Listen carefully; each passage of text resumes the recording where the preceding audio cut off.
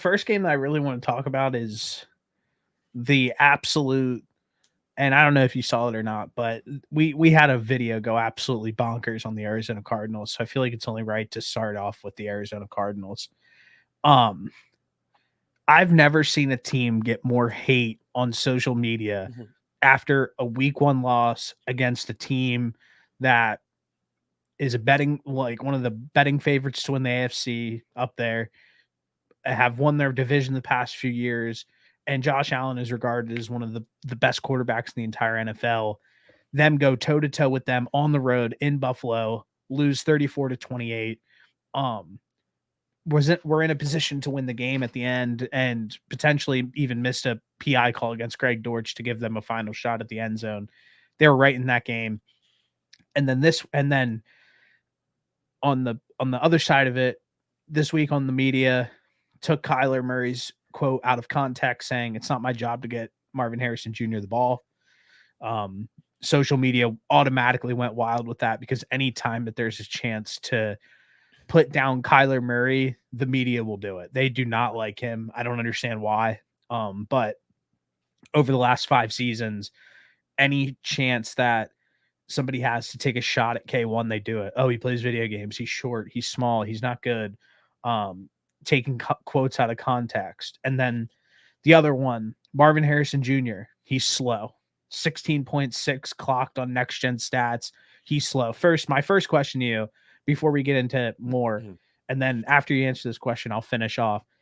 Whenever, since you've been watching football, has a next gen stat gotten released of a wide receiver of him clocked being slow? Because I don't think that that has ever been a point of contention. And I think that you could probably take a lot of wide receivers who aren't productive in a game and figure out that their next gen miles per hour speed like wasn't that fast. So why did they take it and throw it against Marvin Harrison and the Cardinals and try to like bring him down after his first game ever? Yeah, I think normally whenever you see those next gen like speed like speedometers, it's if somebody's fast. So I don't really know why they picked Marvin Harrison out of everybody to be the first person to clock it as It's the he's first time slow. I've ever heard Yeah, that like that ever. was wild. However, the Hold speedometer on, had hold him at on, hold 20 on, mi- hold on, hold on. I'm not ready Go for ahead. that Yeah, yet. go ahead. Go ahead. Go ahead. Um, so they obviously went out, got a ton of hate. Week 2 rolls around at home versus the Rams. When kickoff started, the Cardinals were an underdog, plus 108 money line. I slammed it when kickoff started. They went out and absolutely throttled the Rams 41-10. And then, of course, afterwards, there's always going to be all these excuses. Rams are on their third string, fourth string tackle. We knew all of this going into the game. The line was 1.5. Vegas thought this game would be close. Everybody thought this game would be close, especially after what the what can I think? After what the Rams did against the Lions. But then you go out and you look at what the Bills did to the Dolphins on Thursday night. They absolutely dismantled them. Dismantled. Yep. So I'm really liking what I'm seeing out from the Cardinals right now. And like you said, week 2 for Marvin Harrison, breakout game. 8 targets, 4 receptions, 130 yards, 2 touchdowns. Honestly, really could have finished this game with 5 touchdowns. I think Yeah. Marvin Harrison has a ton of work to improve on his game. I think he's going to do it. After the press conference, he was like, yeah, the 4 incompletions that Kyler had were because of me. And like, I'm going to start working on that and get better after snapping. Like, that's the type of guy that you love to have in the locker room. For sure. Um, and like you said, according to next gen stats, now he is the highest speed of a touchdown on the weekend at 20 miles an hour, 20.5 miles an hour. Um, it really goes back to the conversation that we had during the pre-draft process. This 40-yard dash, this speed talk, all of it is extremely overrated. It doesn't really mean too much. No, it's not like a direct correlation to you being a good NFL player or not. So yeah, I'll take the guy that's the generational wide receiver, um, 12 times out of 10 over the guy that's um, just a little bit faster. Yeah. It's a lot easier to. I mean, it's a lot harder. I'm sorry to teach all of those things that Marvin Harrison possesses day one to somebody that's faster. And it takes a lot. It'll have a much more immediate impact for a guy like Marvin Harrison than a guy that's faster. Now, we did see Xavier Worthy go out there week one and score 2 touchdowns. But That might have been the most overrated correct. debut of all time. I was just going to say, I didn't really see a whole lot from him this week. Now, I wasn't, there was, I was trying to watch all the games. I might have missed a thing here or there. Feel free to correct me in the comments, but No. the Xavier Worthy talk was much quieter this week than last week. I mean, even in that first game, he had 3 targets. One was a Yeah. completely busted coverage. He's a good gadget guy, but his debut was completely overrated, and him as a player is completely overrated. I'm not an Xavier Worthy guy, you know that. Yeah. The This week he had 2 catches for 17 yards, so it wasn't anything substantial.